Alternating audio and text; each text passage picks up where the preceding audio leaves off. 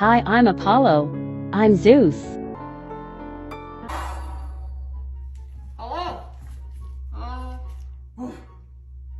They said she was crazy. A Great Dane as a birthday surprise for someone who wasn't ready? When her best friend rejected Zeus, all gangly legs and puppy body stuffed into a frame too big for his age, Elena's heart didn't just break, it shattered. But here's what nobody saw coming. That rejection became the beginning of something extraordinary, because Elena made a choice that night, staring into Zeus's confused brown eyes. She whispered 6 words that changed both their lives forever. If she won't take you, I will. Fast forward 1 year, Zeus isn't alone anymore, and what Elena discovered about these 2 massive Great Danes, one who hates affection, one who's obsessed with it, will completely rewrite everything you think you know about dog ownership, sibling rivalry, and unconditional love. Elena had walked into that shelter with one mission: find the perfect dog for her best friend's birthday. Her friend had talked about wanting a dog for years, dreamed about it, planned for it, obsessed over breed photos late at night. So when Elena spotted Zeus, a Great Dane puppy with a body like a bowling ball perched on 4 impossibly long stilts, she knew this was it. His ears had been cropped, sharp, alert triangles that made him look older than his months. His coat was jet black, so dark it seemed to absorb light. He moved awkwardly, all knees and elbows, like he hadn't quite figured out how his own legs worked yet. Elena signed the papers, her hands trembling with excitement.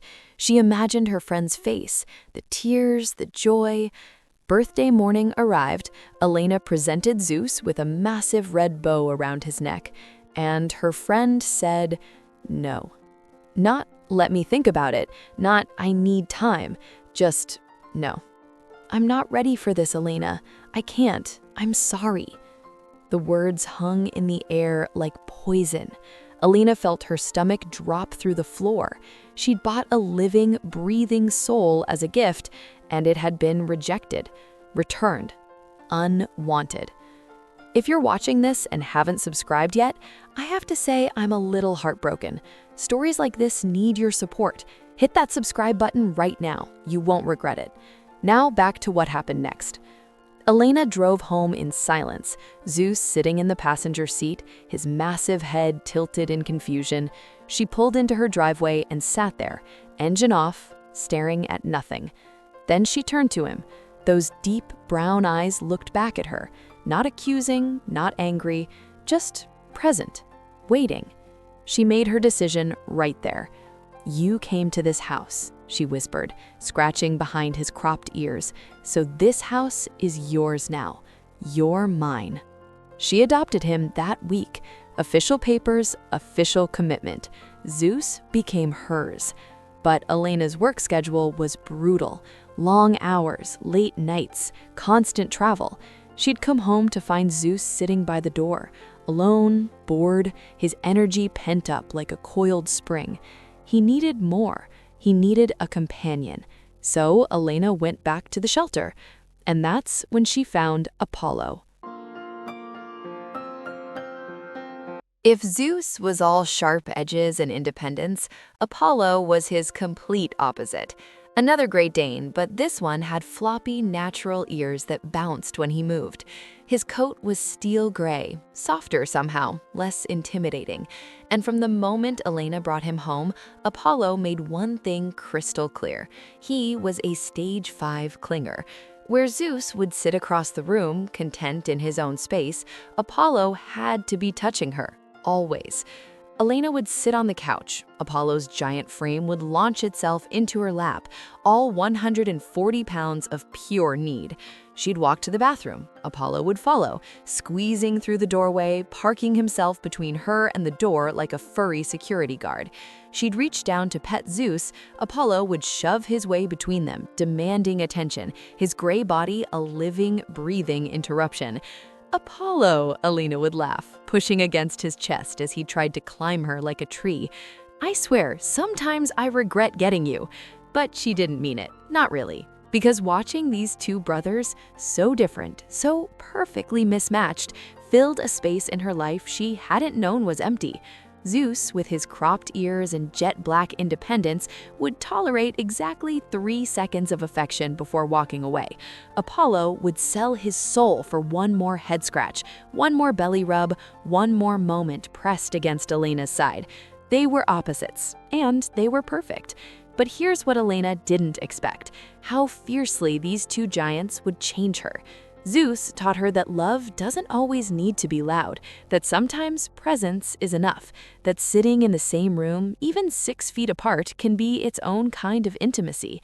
Apollo taught her that vulnerability isn't weakness, that needing someone, really desperately needing them, is the bravest thing in the world. Every morning became a battlefield of affection. Apollo would drape himself across Elena's chest before her alarm even went off. Zeus would watch from the doorway, one eyebrow raised, judging the chaos with silent superiority.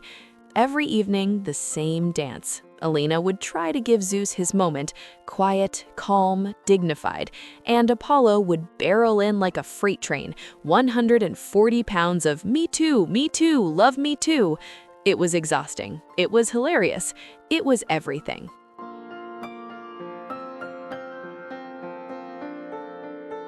Today, both Zeus and Apollo turned 1 year old. 1 year since Elena walked into that shelter looking for a gift and walked out with a responsibility she never asked for.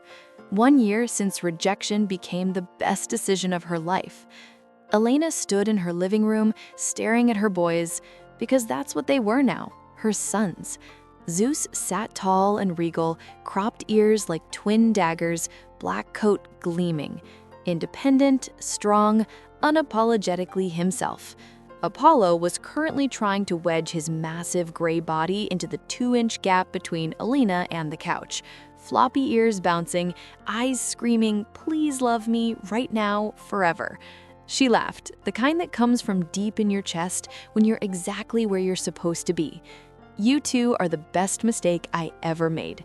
Sometimes the greatest loves come from moments that don't go according to plan, from rejections that force us to pivot, from responsibilities we claim instead of choose. Zeus taught Elena you don't have to be loud to be loved. Apollo taught her that needing someone completely, shamelessly is okay. Together, they taught her family isn't perfection. It's showing up, making room, looking at 2 giant, opposite, impossible dogs and saying, "You're mine, forever." If this story touched your heart and you're still not subscribed, please don't wait any longer. Hit that subscribe button. What would you do if your gift was rejected but changed your life anyway? Tell me in the comments below. If this story moved you, please hit that like button. It helps more people find these incredible stories.